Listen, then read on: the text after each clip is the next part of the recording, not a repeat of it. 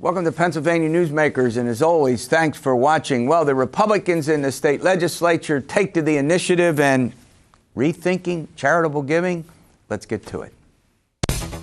This is Pennsylvania Newsmakers, a fast-paced, unrehearsed weekly discussion with and about the leaders who shape your world. And now, here's your host, Terry Madonna. Well, welcome back to the program. Well, it's almost the middle of May, or maybe it is the middle of May, and the legislature, the Republicans in the legislature are starting to move their agenda, at least we think. Joining me to get through all of that is Pete Muntean. He's the Capitol reporter for WGAL, and John Micek, Editorial Page Editor for the Harrisburg Patriot News. I think we'll put their Twitter handles up. You have to follow them on Twitter. We appreciate that, Terry. Or always lost, right, John? Yeah, always. Oh, and blogger, you got to read, come on, help me out. Capital Notebook. It used to be Capital Ideas in the old days. In the old days. There's a bit of rebranding going on. All right, John, look, I'll start with you. The Republicans understand that Governor Wolf has a very ambitious agenda.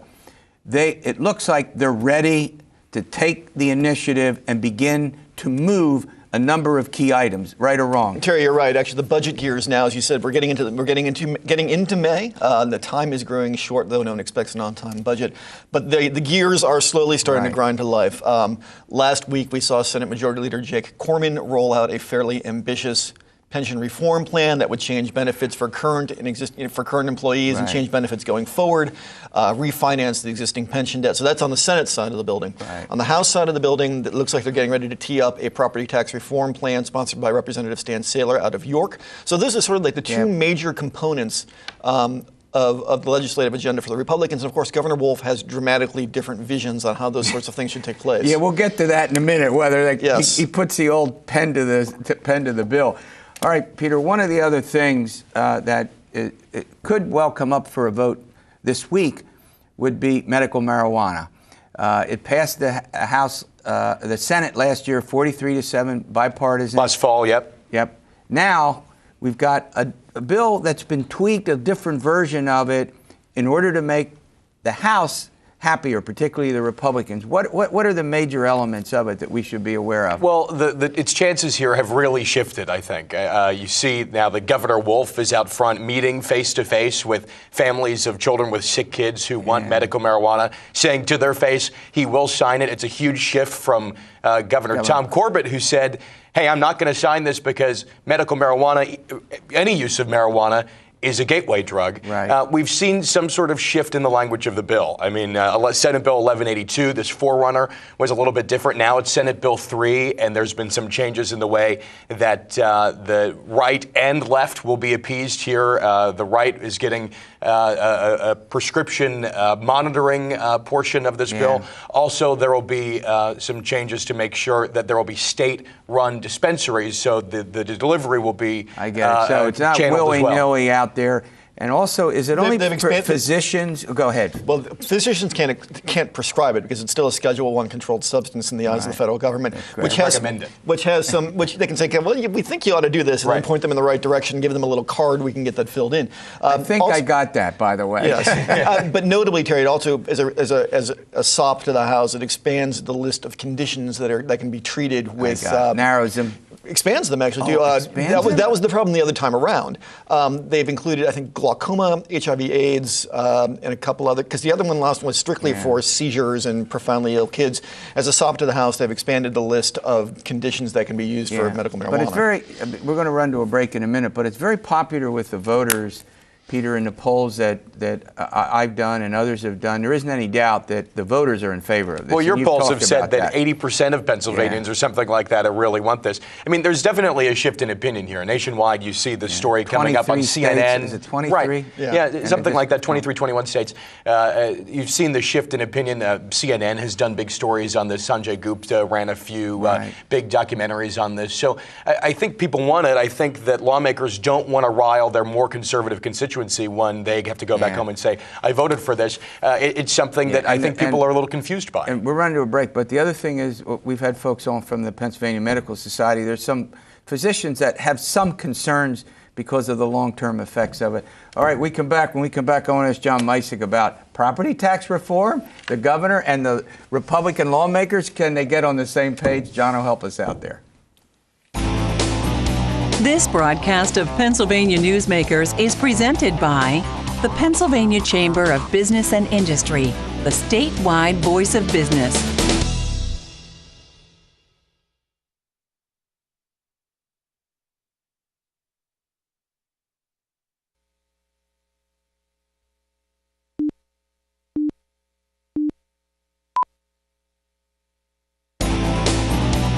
This broadcast of Pennsylvania Newsmakers is brought to you by the Pennsylvania Highway Information Association, the go-to source to learn about transportation projects and issues.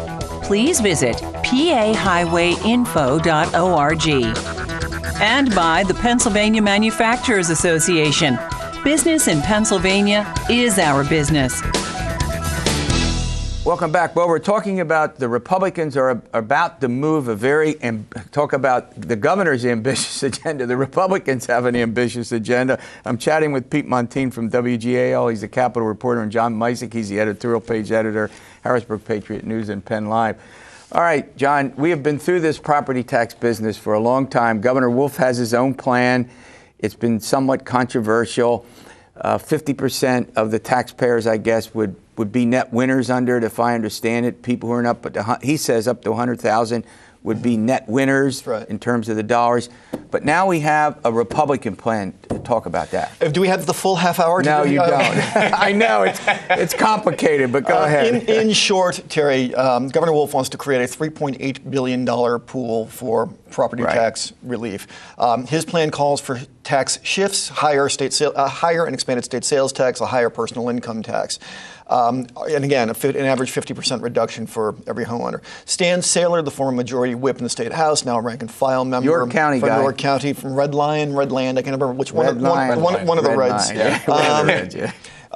Has a similar plan. He calls for a higher state sales tax, but doesn't increase the base or raise the list of exemptions. Like Wolf, he calls for moving the income tax from 3.07% to 3.7%. There are other refinements in the fine print that, again, we could get lost in the weeds for in days. Is it close? No. I mean, he's talking about an average 70% reduction, 50 to 70% reduction in the property tax bills. The other wrinkle we have coming out of this, and Pete knows this too, is that the Independent Fiscal Office came out with a report. That's the sort of watchdog agency created by the legislature, saying that most Pennsylvanians would probably see a net tax increase under the governor's plan in total. So the administration has pushed back hard against this. Policy Secretary John Hanger getting out there saying that the numbers were shaky. And that's going to be, that will be the great debate. It looks like they're moving Representative Saylor's plan in the House next week. So as we noted at the top of the show, the gears are beginning to grind. Yeah, they certainly are. All right. I mean, I'm trying to get a sense. Saylor's bill would actually cover more individuals who would get a property tax break. Is that right? It would expand it from the Wolf plan? Sort of the idea. I mean, the thesis that he's been out there saying is that he wants to make sure that this Wolf's property tax reform plan is not focused at just urban areas, that he wants the wealth spread out a little bit more. So it's a bit more of a Republican idea, obviously, from a guy who was a former Republican. There'd be coverage for commercial property owners as well. John, you've been covering this for a long time. I mean, I love it when you remind me of that. Well, I have to. Pete's the new guy on the block here, but you get the point.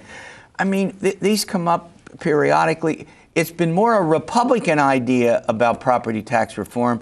Historically, Republicans have had these bills, and they actually want to get rid of it entirely, which would take $11 billion or so, $12 billion in new taxes.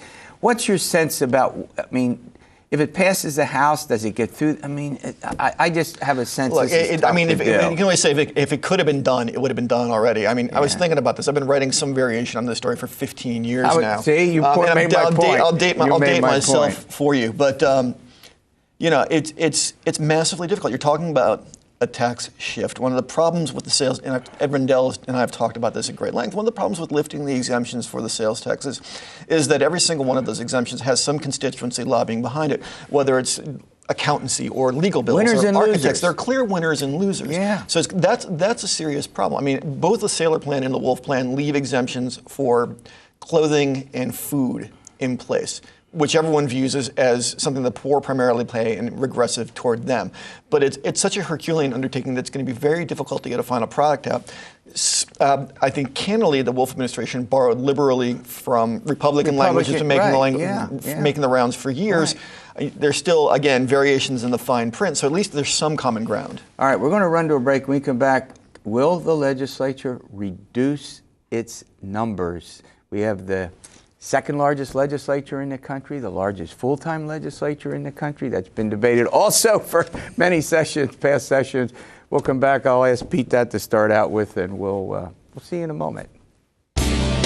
This broadcast of Pennsylvania Newsmakers is brought to you by Pennsylvania Credit Union Association. Pennsylvania Credit Unions, where people are worth more than money. To find a credit union that is right for you, check out ibelong.org. And by the Energy Association of Pennsylvania, Pennsylvania's energy information source.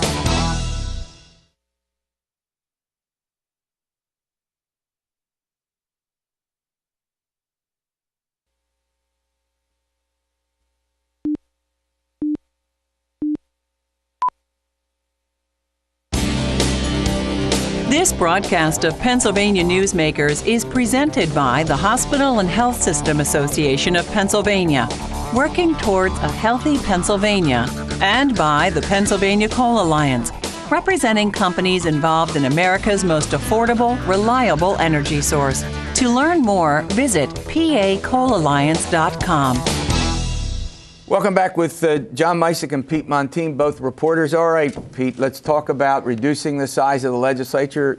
Here we go again. Right. The House has done this before. So basically, what's the broad outlines of this? Well, this is something, I was just talking to the governor's office about this, and, you know, this is something where Republicans can really go back to their constituency and say, hey, I voted to reduce the size of the legislature. I was going to save you money. The governor's office deems this as just something that's sort of more of a talking point than anything else. Yeah. But we've been down this road before. I mean, a lot of people in Pennsylvania look at neighboring states like Maryland, which is a part-time legislature, a 100-day session, and they say, well, why can't we do that? It's hard. I mean, Pennsylvania is a state really built on local control, and so when you try and move away from something like that, I think you're going to rile people. It's hard to know if the legislature is really serious about this. If this is well, here's the point. According to this bill, remember it's a constitutional amendment, so the governor doesn't get to say it. He can talk all he wants about it, but he can't. He doesn't get to sign it. And that's the important distinction here. Before everyone gets all excited and says, "Oh my God, the House voted to shrink itself," it's a constitutional amendment. Right. It went through the House last session, didn't get approved by the Senate. It got reintroduced this session. Probably is going to die in the Senate again. Which means, and for an amendment to pass, it has to be approved in 2 consecutive legislative sessions and then by voters in a statewide referendum. We're talking about 2017 at the earliest, if everything goes to plan. Yeah. All right. Now, here, let's take a look at the positives and negatives about this. Let's take a look at the positives. It saves a little bit of money, right, Peter? A little bit. I mean, $15 million or something. Something like that, just a tiny bit. I mean, on the grand scheme of the state budget, that's a fraction. $29 billion. Remember, the legislature has a huge budget of its own, so any nick at it, I'm sure people would love. That's right, but they also say that with 253 people in the legislature, 203 in the House is unmanageable. You can't get all these people in line if they go. The number they would like to go to is 153 as opposed to 203. They'll be better able to do their business, less chaotic. I guess we'll have to wait and see. I mean, it's going to be like herding cats no matter what. Right. But I mean, but from a good government perspective, a smaller and more streamlined legislature, you could make the argument might be more responsive. There are those on the other side who would say, well, if you downsize the legislature, you increase the power of full-time staff or the influence of the lobbying community. I'm not necessarily sure that's the case. And rural communities would have their districts expanded, right? Right, but having worked in states where there are smaller legislatures, there's no measurable difference. There's a lot of it, I think, it's sort of our historic resistance to change in any way. Yeah. All right, so let's take a look at the positives would be you would save a little bit of money. It might be better in organizational and with modern ways to communicate. We do have iPhones. We do have ways to communicate, social media. But I don't know. But there's no public reaction to this. Well, part of me thinks that just the faithful of those voters, people out there who, just everyday Pennsylvanians, are communicating with their legislators not via Facebook and social media. Constituent meetings. Well, I think going to town halls. Remember that group skews to be on the more veteran side, the more senior side of things. So I don't know how well it'll work. I mean, it's a good idea. You see a lot of lawmakers out there using social media. But I think John probably makes a good point. I'll let you end on this. It's not. I mean, getting it through is really going to be difficult. Getting it through is difficult, and certainly not a top priority at the moment.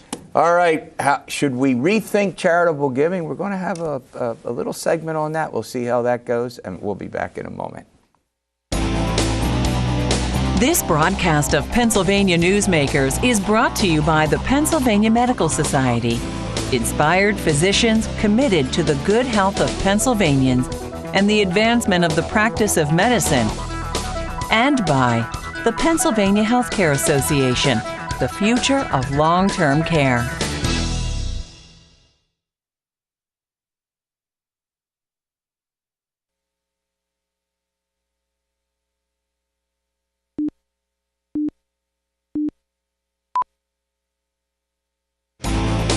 This broadcast of Pennsylvania Newsmakers is brought to you by the Pennsylvania Business Council and by the Pennsylvania Business Council Education Foundation.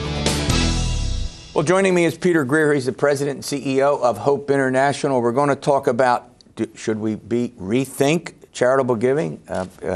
Peter's here. He's going to help us out. All right, let's talk about, first of all, what's Hope International? So Hope International is an organization that's trying to address the root causes of poverty around the world with a little bit of a different model. So we help individuals start small businesses so that they can be the ones taking care of their families, their needs, and their communities. All right, now you said this is sort of an innovative approach. It's a little different.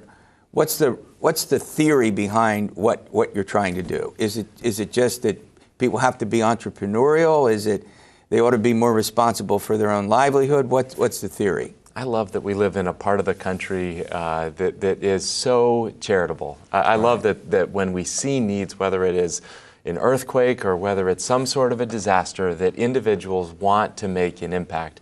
And so oftentimes we see need and we want to respond, and we want to respond quickly. So individuals don't have food, we want to provide food. And that's good, and that's right, and that's appropriate. But the question is, what happens next? Yeah. And that's when you start getting to some different solutions. And so the difference is that oftentimes we want to go beyond just seeing the short-term need, and we want to say, what does it help? What does it take to really help a community be better prepared? Peter, what you're saying is there's a difference between relief and recovery. Is that right? That's right. I mean, basically, isn't that what you're saying now? There are three stages. So there's the immediate relief stage. And again, the Nepal example that has just touched our hearts in watching the devastation. After a disaster, it is appropriate and needed to have immediate compassion and a strong response. Get people what they need to stay alive. But then the question is, what happens next? And then there is everybody a period of pulls recovery. out because the immediate crisis is over, but it doesn't help them eliminate poverty in the long. It doesn't get to the root causes of the poverty. Is that your point? And oftentimes communities are not any better prepared to deal with the next crisis that will come. So when the cameras leave, the question is the community any better off? And what we find is that it goes from disaster to disaster without actually addressing the underlying cause of equipping families and communities to be better prepared to take care of the long-term needs. One of the points that you make, and you refer to some studies that were done at Yale and Brookings, has to do with the drop in poverty, and we're now talking about the rise of globalization and the spread of capitalistic elements into these economies. How is that going? Yeah, I believe this is one of the stories that has not yet been told. But the reality is within the last 30 years, there's been the most dramatic reduction of global poverty in the history of the world. This is a story that should be making headlines. But who hears about this? No, that's the point. You don't hear about it nearly enough. But this is an incredible time of progress. And the reality is this progress is happening not just because individuals are more compassionate, but also because I believe there's a shift that's taking place of people thinking beyond a handout and saying, how do we think about helping people have jobs? Right. How do we help them have the dignity of starting small businesses? How do we attract more investment into places around the world? And so in 1981, it was 52% of the world was living in extreme poverty. Fast forward to 2005, that number was cut in half to 26%. And today, you would think it's worse. No, it's getting. No, but I'm merely saying, just better. from the news, and you're talking about studies at Yale and Brookings. Right. Obviously very reputable. Right. Brookings does great research. Yale's one of the great universities in the world. All right, let's get to some specifics. You told me as we were chatting before we went on air that you visit, is it 16 or 17 countries you're dealing with? Yeah, so Hope International operates in 17 countries. First of all, I have no clue how you can travel to 17 countries, but we won't go there. Give me some concrete examples of what you all have been doing or what you see getting done. Sure. And again, give me a couple countries. Just from Philippines, my last trip to the Philippines, a place of incredible entrepreneurial activity, and there's so much positive that's happening right now in the Philippines. But one individual that I was with, her name is Ate Digna, and as I was with her, she's told this simple story that is so simple and yet it is common around the world. Here's Ate Digna. She's born in poverty, but she wants to take care of her family. And she doesn't want her kids to be someone else's charity case. Mm-hmm. She wants to provide for them. And so she got access to a small loan so that she could buy a washing machine.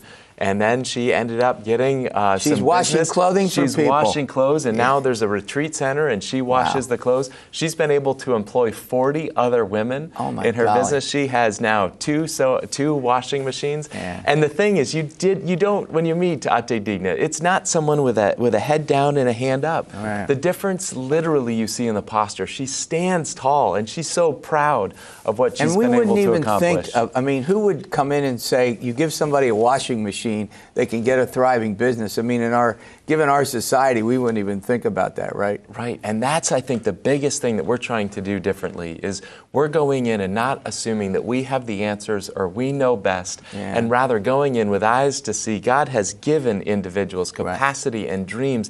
They want to provide for their families. So your point is that you can't tell them how to better their lives. You can help them.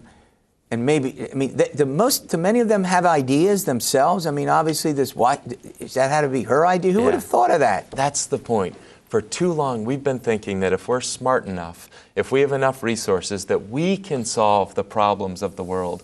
And the reality is that never works, and it misses the most important asset that exists in the community, the people that are already there with their dreams, with their capacity. Right. And so instead of just pitying them, what if we really said, how do we help them accomplish what it is that they're capable of doing? Yeah, we have about 30 seconds left.